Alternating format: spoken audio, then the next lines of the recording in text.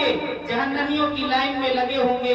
اس کے گھر کے، اس کی فیملی کے 10 ایسے ممبر، 10 ایسے سدسیہ ہوں گے جن پر جہنم واجب ہو چکی ہوگی. تو اللہ تبارک و تعالیٰ اس کو شفاعت کا حق دیں گے، کہیں گے ٹھیک ہے اگر تو سفارش کرتا ہے تو تیری سفارش کی وجہ سے میں ان 10 پاپیوں کو، 10 گنہگاروں کو جن پر جہنم واجب ہو چکی تھی، میں ان کو اٹھا کر جنت کے اندر ڈال دوں گا. یہ مقام و مرتبہ ملے گا. پھر اس کے بعد اس کے والدین کو کیا مقام و مرتبہ ملے گا؟ اس کے والد کو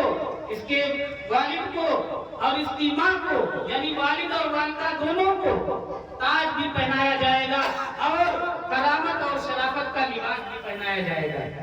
حدیث کے اندر ہے ان بریدہ رضی اللہ عنہ قال قال رسول اللہ صلی اللہ علیہ وسلم من قرأ القرآن وعمل به البس تاجا یوم القیامت من نور ضوءه مثل ضوء الشمس، کہ جس نے قرآن کریم کو پڑھا اور اس پر عمل کیا تو کل قیامت کے دن اس کو بھی تاج پہنایا جائے گا، نور کا ہوگا اور اس کی روشنی سورج کے روشنی کے مانند ہوگی. پھر آگے حدیث کے اندر آتا ہے وَيُكْسَى وَالِدَاهُ تَاجًا وَيُكْسَى وَالِدَيْهِ حُلَّتَانِ، اور اس کے والدین کو، ماں باپ کو، پیرنٹس کو، گارجنس کو جنہوں نے اپنے بچے کو حافظ قرآن بنایا 2 جوڑے عطا کیے جائیں گے. وَيُكْسَى وَالِدَيْهِ حُلَّتَانِ، 2 لباس کرامت کے، شرافت کے 2 جوڑے عطا کیے جائیں گے. لا يقوم بهم الدنيا، حدیث اعلان کر رہی ہے کہ وہ 2 جوڑے ایسے ہوں گے. آج تو یہ جو پگڑی کپڑے کی باندھی جائے گی یہ تو آپ کہیں خرید سکتے ہیں، لیکن جو ماں باپ کو اللہ تبارک و تعالیٰ کرامت اور شرافت کے جوڑے عطا کرے گا، کہا کہ ان دونوں کا پوری دنیا مقابلہ نہیں کر سکتی ہے. لا يقوم بهم الدنيا، ان دونوں کے قائم مقام دنیا نہیں ہو سکتی ہے. وہ والدین سوال کریں گے کہ یا اللہ 120 صفحے لگی ہوئی تھی، 80 صفحے امت محمدیہ کی تھی، اتنے بھرے مجمع میں سے ہم دونوں کو بلا کر یہ شرافت اور کرامت کے یہ جوڑے کیوں پہنائے گئے؟ وہ فوراً پوچھیں گے فَيَقُولَانَ بِمَا قَسَيْنَا، اے اللہ کس وجہ سے ہم دونوں کو یہ لباس 2 جوڑے عطا کیے گئے؟ تو اللہ تبارک و تعالیٰ جواب دیں گے فَيُقَالُ بِأَخْذِ وَلَدِكُمُ الْقُرْآنَ، یہ تم کو جو 2 جوڑے عطا کیے گئے ہیں یہ تمہارے بچے کے قرآن کریم کو محفوظ کرنے کے لیے. حدیث کہہ رہی ہے کہ تمہارے بچے نے حفظ قرآن کیا، اپنے سینے کے اندر قرآن کریم کو محفوظ کیا، اس لیے تم کو یہ دونوں جوڑے عطا کیے گئے.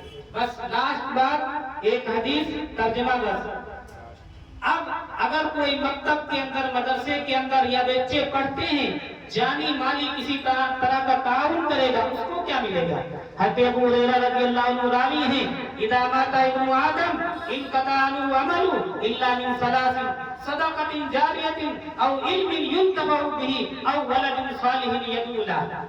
اللہ کے رسول علیہ الصلوۃ والسلام نے ارشاد فرمایا کہ جب انسان کی آنکھیں بند ہو جاتی ہیں، اس کا انتقال ہو جاتا ہے، اب وہ نماز نہیں پڑھ سکتا، روزے نہیں رکھ سکتا، کوئی خیر کا کام، کوئی عمل صالح نہیں کر سکتا ہے، لیکن اگر 3 کام دنیا سے کر کے گئے ہیں تو ہمارا میٹر چلتا رہے گا.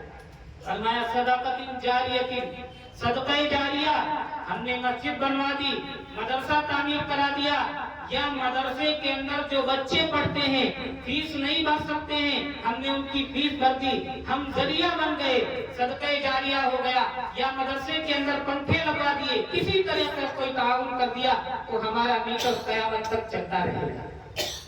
آگے فرمایا او علم ينتفع به، یا ایسا علم جس علم سے فائدہ اٹھایا جاتا ہے، وہ کتابی شکل میں ہو، جیسے فضائل اعمال منتخب حدیث. شیخ زکریا صاحب رحمۃ اللہ علیہ فضائل اعمال لکھ کر چلے گئے اور آج بھی لوگ پڑھتے ہیں، اس سے فائدہ اٹھاتے ہیں، یہ ان کے لیے صدقہ جاریہ ہے. یا یہ حافظ صاحب، یہ میرے ساتھی بھی ہیں اس کے راجہ جی میں نے بھی حفظ نہیں کیا ہے، اب انہوں نے کیا، پھر اس کے بعد یہ پڑھا رہے ہیں، جو بچے پڑھیں گے دوسروں کو پڑھائیں گے. یہ علم ينتفع به، ایسا علم جس سے فائدہ اٹھایا جاتا رہے. او ولد صالح یا نیک اولاد، ہم نے اپنے بچے یا بچی کی اچھی تربیت کی اور وہ جانے کے بعد اپنے والدین کے لیے دعا کرے تو ان کا بھی میٹر چلتا رہتا ہے۔ تو یہ 5 چیزوں کی فضیلت ہوئی، قرآن کی فضیلت، استاد کی فضیلت، حافظ قرآن کی فضیلت، اس کے والدین کی فضیلت، اور جو اس میں جانی مالی تعاون کرے گا اس کی فضیلت۔ اللہ تبارک و تعالی ہم سب کو جو کچھ کہا گیا ہے، سنا گیا ہے، اس پر عمل کرنے کی توفیق عطا فرمائے، اور حافظ عبدالحفیظ صاحب صلی اللہ علیہ وسلم کو اللہ تبارک و تعالی مزید ترقیات سے نوازے، حاسدین کے حسد، شریر لوگوں کی شرارت اور خبیث لوگوں کی خباثت سے ان کو محفوظ فرمائے۔ وآخر دعوانا الحمدللہ۔